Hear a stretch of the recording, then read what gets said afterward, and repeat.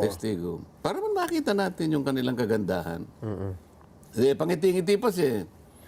Hindi kasi na-commit ko sa kanila na kung tetestigo sila, sila naman ay na gano'n din, nakiusap, natakpan ang kanilang mga mukha. Alias na nga lang daw ginamit nila, parang di ba Kaya kilala? na alias ang ginamit para kasi pinagbigyan.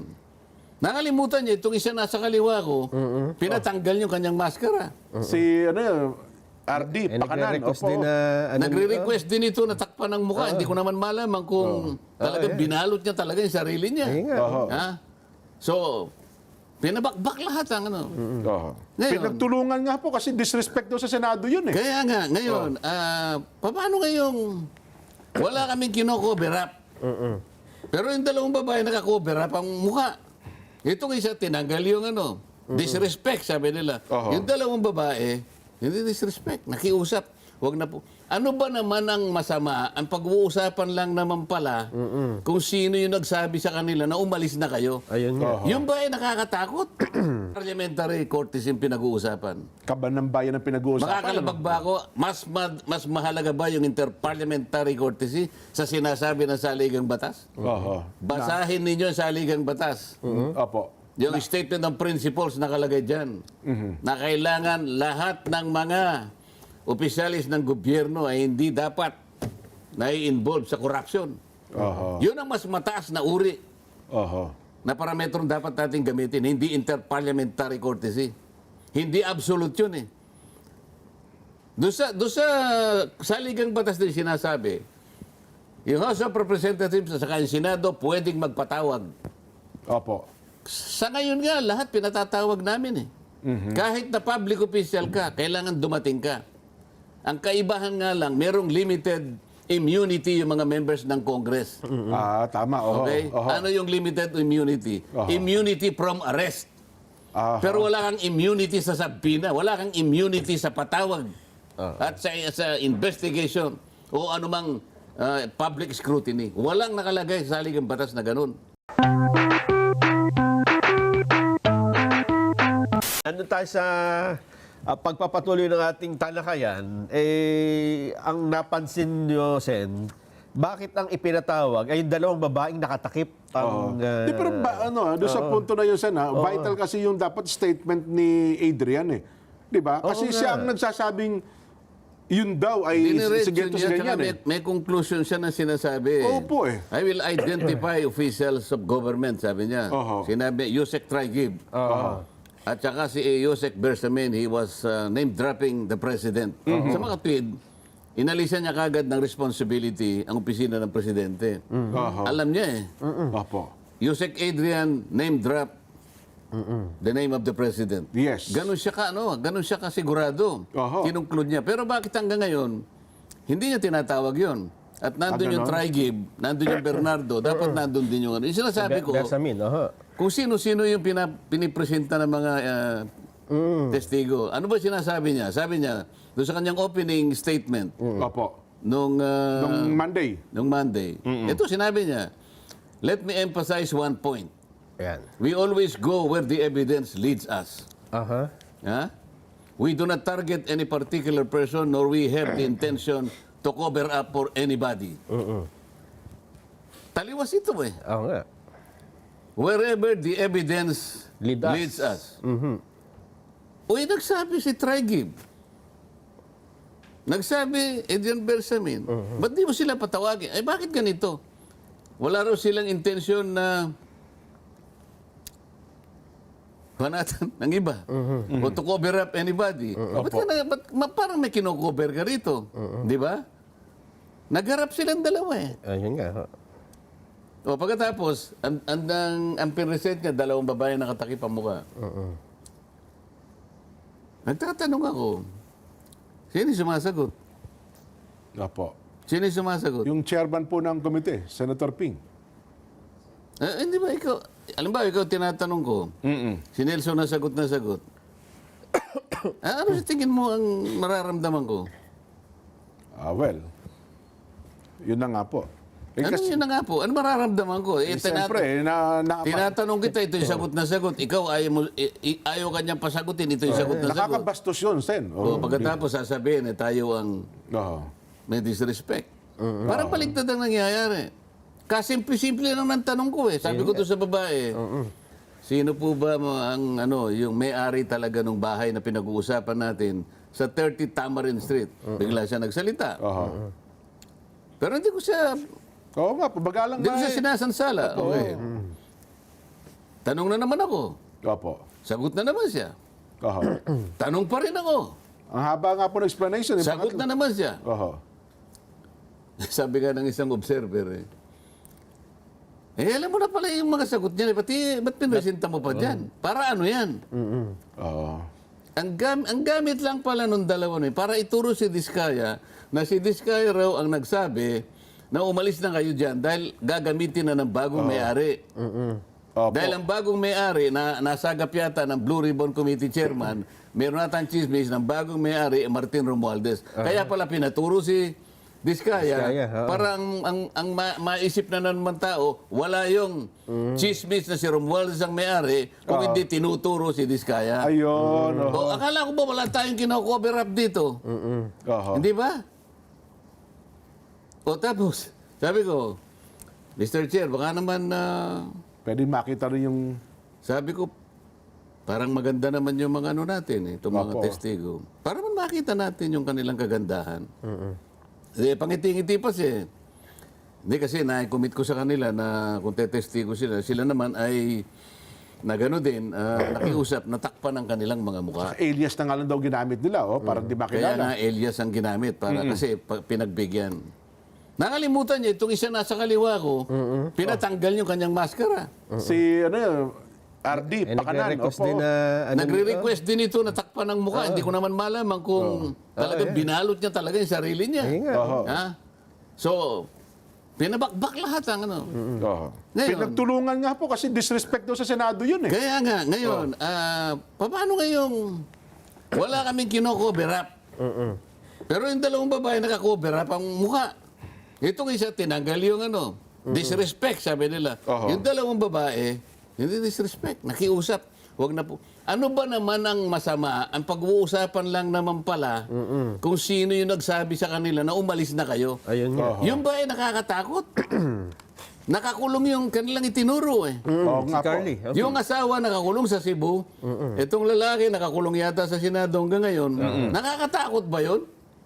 Ba't ayaw mo ipakita yung mukha mo? Na ang gusto na naman sabihin, pinaalis po kami ni Ginoong Colonel Diskaya. O ba't kinakailangan takpan mo yung mukha mo? O with added dramatization. Nung si Gutesa ba, pinresenta ko? Oho. Pinagtakip ko ba ng mukha? Ay, hindi ho. Walang ganun. Ha? Oho. At saka halimbawa, kung tinanong si Gutesa, kayo sumagot, ano kayang reaksyon niya? Baka, Yun nga lang yung pinapalta niyo. Pinakita niyo yung di ba? Yung Oo nga. scripted daw eh. Scripted. Yun agad ang Oo, yung kagad eh. back sa Oo. inyo. Oo. Meron bang sworn statement si Gutesa nung siya,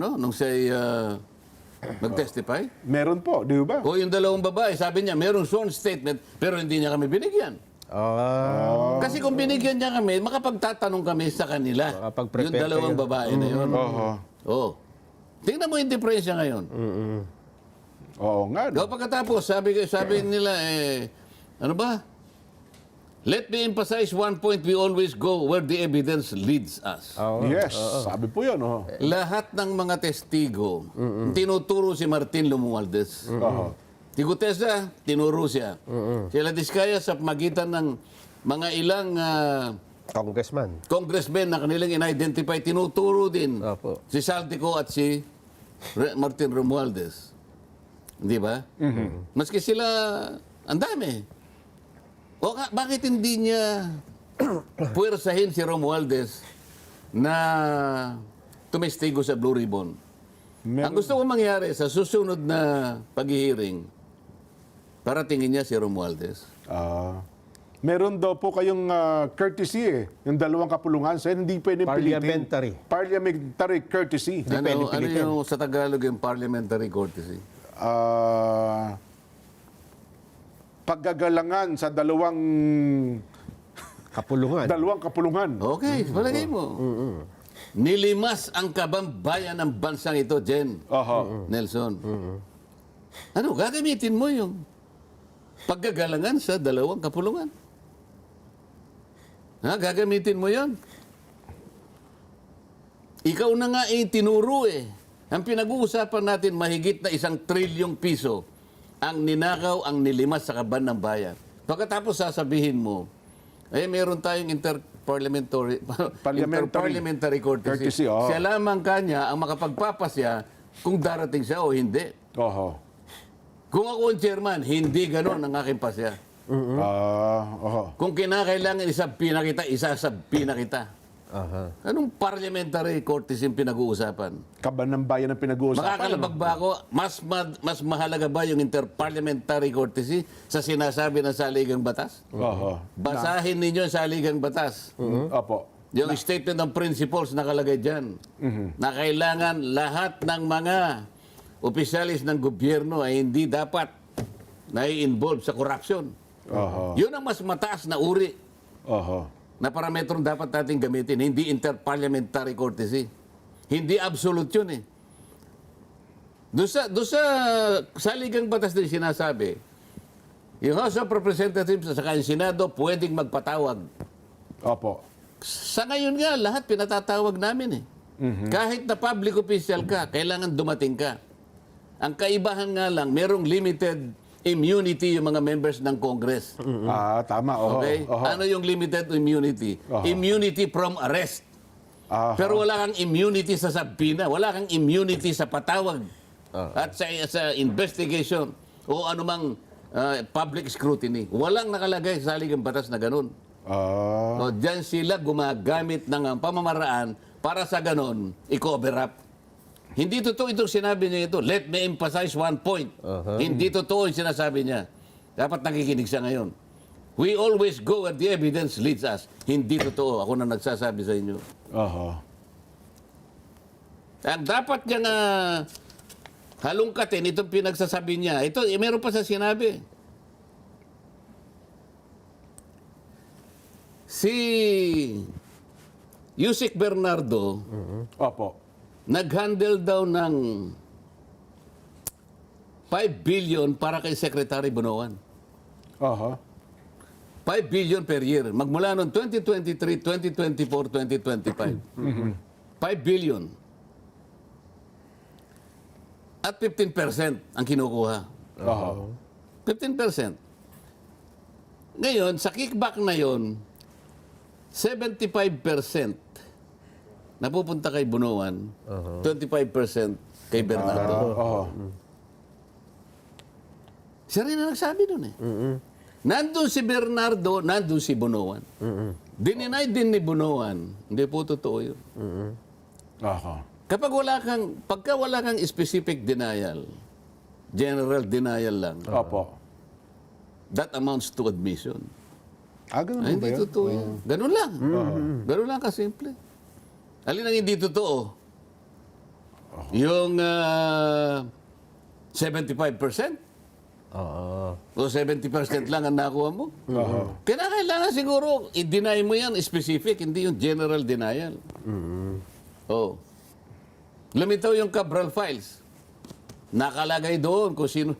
Sinabi rin niya. Hindi ba niya napapanggihan yung sinasabi niya? Mahilig yung magpa-interview eh. Sabi niya, at least 5 secretaries Opo. of the nabanggit. departments and USECs were beneficiaries of the allocables Ayan nga. under the Cabral files.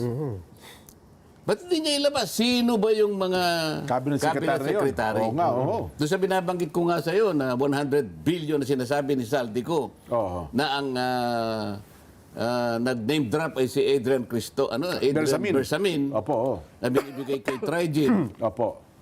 Sabi raw ni Bernardo, Trigib kunin mo na, dami na nito yung pinakamalaking single delivery is 2 billion pesos. Nandun nga doon sa armored van. Ipon. Sabi raw ni Trigib, sandali lang kasi March 11, hinuhuli kayong kasi si Digong. Digong. Opo. Kaya magulo ngayon. Oho. Oh.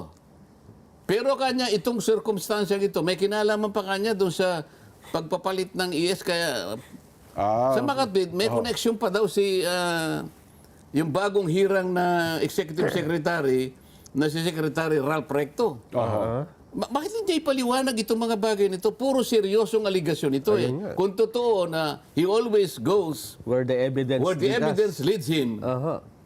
ay bakit? Bakit? Dalawang babae ang nilagay niya ron na nakatakip ang mukha. Oho. Parang nakalayo. Kasi laging ganun sen, lagi may Nawawalan pa-suspense. ng Oh. pasensya ang tao pagka ganito eh. Malayo Oo. nga, ano. Nabanggit yung 30 Tamarind. Tinatanong ko eh. Oo. Sabi ko dun sa babae, alam mo ka ako, si Saldi ko, narinig ko nung siya'y nagpapahayag niyan. Aha. Kahit na paunti-unti nga niyang nilalabas yan. Opo, sa pamamagitan ng video. Oh. Nabanggit niya yung 30 Tamarind Street na yan eh. Aha. Diyan siya nag-deliver ng 1 billion. Na ano mo yun? Narinig mo ka? Napakinggan mo ba? Napakinggan mo, napanood mo. Hindi po kanya, pero... Hindi daw nila maalala. Oo. Hindi, pero naalala ko po, merong nakapagsabi na ginamit nga po yung... Oho. Pagkatapos noon, ay siya na yung sumasagot. At yung isang babae na yung gustong sumagot, ayaw nang pasagutin yung isa. Ay, wala po kaming narinig na ganyan. Wala po kami napanood na ganyan. Hindi ba importante yung 30 Tamarind? Doon pala yung 1 billion Totoo.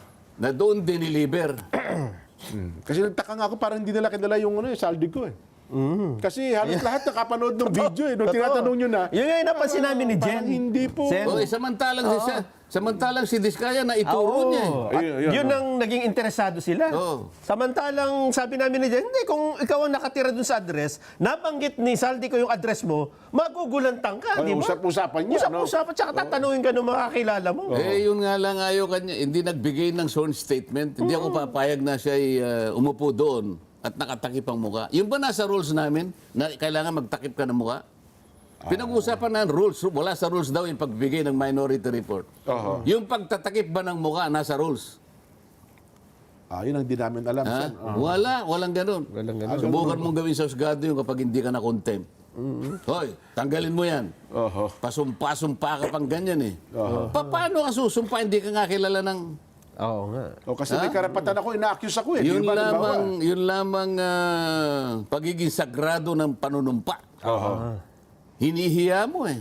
Ginagawa mo, binabastos mo eh. Akalain mo sumusumpa ka, nakatakip ang mukha mo. Kaya nung sina-challenge siya ni Diskaya, di ba, sana makita ko rin po yung mukha Tama niya. lang yun eh. Di ba? Bakit ka mo? Ang pangaraniwang nagtuturo, malinis ang ano mo, ituturo mo talaga eh. Opo. Sabi ni Diskaya, ikaw kanya nagtuturo, pwede ko malaman din kung ano itsura mo, pwede tanggalin mo. Ayaw. Oho. O ano ba ito? Sabi pa niya, we laid out how this deeply rooted scheme operates with systemic precision. Ba? Oho. Ano systemic precision, Sus Mariose? Ha? It involves a network of actors. Nalaman daw nila. Namely the contractors group who collude among themselves to rig public biddings and monopolize flood control projects. Key DPWH coordinators who manage project allocations and orchestrate the collection and delivery of kickbacks. So meron siyang contractors group, meron siyang DPWH coordinator, and sabi niya, intermediaries, agents, or bagman. Pangatlo, di ba? Who received this illicit funds allegedly in behalf of their principals. Bakit yung principals wala kang tinatawag? Ba't ang tinatawag mo yung contractors at ilang complicit do sa DPWH at sa kanilang mga bagman na sila yung tumatanggap in behalf of their principals? Bakit ngayon walang principal Oho. ni isa? Bakit ayaw mong ilitaw si Martin Romualdez? Para matanong naman namin.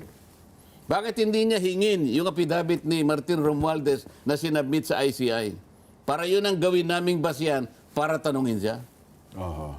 Talaga bang siya ay naniniwala sa kanyang sinabi na talagang with systematic Systematic. precision, Precision.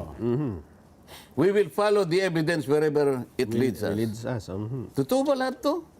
Oo. Na medyo pinasaringan niya yung mga nagrarally. Yung mga maiingay, yung talaga, yung mga tao kasi bagot na. Sabi ko nga sa'yo, pagod na. Nagsawa na ng kahihintay. Oho. Baka wala nang mahintay ito eh. Oo, sabi niya. O, di ba yung mga nagrarally? Opo. Kasama na kami dalawa, di ba? Oo. O, ano sabi niya? Your noise will not silence the truth. Ba, yung inyong, ba, ganito. Neither does it provide any help in our investigation. Oh, your noise cannot convict and won't even indict the malefactors in this flood control mess. Only evidence does. Yun, ebidensya talaga makagagawa daw. So may pasaring na naman sa inyong maiingay. Kayong nagrarally. Kayong nayayamot na, kayong naghihintay kung ano mangyayari. So ano pa sabi niya? With all being said, with all that being said, as the chairman of the committee, I say to you. Ano sabi niya? Ayan na. Ano sabi? Oo. Ano po bang binanggit niya? Hindi kayo nakinig. Hindi namin pinakinggan yan eh. Kasi nagpo-programa kami, Sen, nung nangyari yan. Oh. Shut the F up. Sabi niya. Yung bago, kaya siya naman. yung bago Kasi- siya magsimula, Hindi nung pwedeng- Monday. Hindi pa niya masabi-sabi. Hindi naman... Ang sinasabi ko sa inyong dalawa, nilimas ang kabangbayan. Nakakaawa ang mga tao. Ayun nga. Puot na puot, Oo. galit na galit. Makikita mo eh. Naghihintay kung anong kahihinatnan ng pagdinig na ito. O sabi niya, partial report, before December break. Oo. Asaan? Ano talaga bang ano ito, pinaplano yung delay na ito? Para mapatig yung mga tao? Oo. Para sa ganoon, mabagot na lang. At magsawa na lang hanggang sa hindi sila interesado rito. Ganon ba yung plano? Parang mukhang ganun nga po ang nakikita Baka natin. sasabihin niya, ito'y para sa basura lang. Oo. Alam mo ang gusto kong gawin niya? Sabihin niya sa Senado ito, Oo. I think he should deliver a privilege speech. Ah. And in the plenary hall, sabihin niya na ito ay para lang sa trash bin. Para sa ganun, meron akong panahon na Matanong kayo. sa matanong Senado para maging opisyal lahat. Siya. Opo. Kaya ko lang dinidiscuss ito. Didiscuss niya Oo. sa media. Aha. Pero mas maganda rito sa Senado. Para recorded lahat. Ano po? Oo. Oo. Yun ang aking gustong gawin niya. Oo. Kung ayaw naman niya, halimbawa, pumili siya ng television station, magharap kami. Namili siya sa dalawa. Oo. Kung ayaw niya, he should shut the fuck up. Yun. Ako didiretsuhin ko na kayong dalawa. Kung hindi niya madiretso, ako didiretsuhin ko kayo. Oo. O, ba't parang hindi kayo makasagot? Sige po, abangan natin, Sen. Kung i-call niya. Tignan natin kung i-call niya yan. Ano ha? Maganda pong pangyayari yan. At saka, Jen, pagka ganito ang issue, walang sino man ang pwedeng magsabing, manahimik kayo. Hindi ko pa pwedeng manahimik ang taong bayan. Pera ng taong bayan ito. Kahapon, kung narinig niyo, si Secretary John B. Cremulya, alam mo sinabi niya si Gutesa fake? Ganun ba? Bakit sila magkukuglod ng ganun? Paano naging fake si Gutesa? Hindi makalabas si Gutesa dahil alam kong kontrolado nila kung nasan siya. Paano naging fake si Gutesa? Siya lamang kasi ang nakapagsabi na dinideliver nila ang pera kay Saldico at sa bahay ni Martin Romualdez. Ayun nga. Oo. So, sinasabi nilang peke sapagkat pinipilit nila na yung notaryo ay peke daw. Samantalang yung tao, wala namang kinalaman kung paano pepekein ng notaryo. Basta pumunta lamang doon, nagpanotaryo. Totoo. Meron ba kayong nabalitaan ng isang tao nameke ng notaryo? Parang wala pa po. Yun ang gagamitin nila. Maitago lang. Ang gusto nilang itago. Grabe, no? Oo. Kasi parang maraming yung na-excite kasi akala natin hindi din na ng gusto si Bonoan, di ba? Parang ang dating niloko mo ang Pangulo pagdating doon Ay, salamat po ng ang marami. akala natin sa hearing na yon, doon na magkakaalaman, Oo, di ba? Parang huling Kasi- pagdinig na ito. Oo, nandun na si Bonoan, nandun yung Trigib, Oo. nandun si Bernardo. Oo. Pero ang lulitaw pala, yung dalawang babae. Yun nga. Di ba parang... Ako hinintay ko yung Adrian Bersamin Oo. Pero ano yung ginagawa nila? Ba't ganito? Ang tao, naghihintay. Naghihintay ng resulta. Naghihintay ng katotohanan. Oho. O idinuduyan kayo eh. Ang sabi nga nila Chubibo. we're not moving forward. We're moving in circles. Paikot-ikot tayo.